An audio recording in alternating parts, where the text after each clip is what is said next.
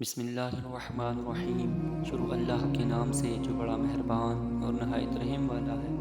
السلام علیکم پیارے دوستو، آج میں آپ کو حضرت علی کرم اللہ وجہہ کا ایک فیصلہ کا واقعہ سناتا ہوں۔ حضرت عبداللہ بن مسعود رضی اللہ تعالیٰ عنہ سے روایت ہے کہ صحابہ میں میراث کے مسائل سب سے زیادہ جاننے والے حضرت علی رضی اللہ تعالیٰ عنہ تھے۔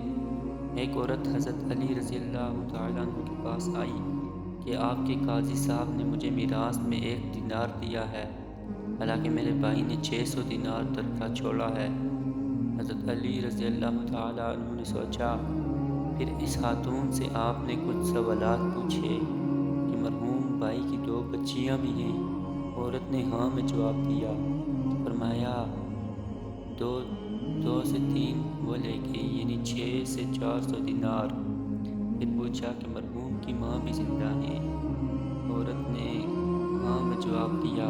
فرمایا 6 میں سے 1 وہ لے گئی، یعنی 600 میں سے 100۔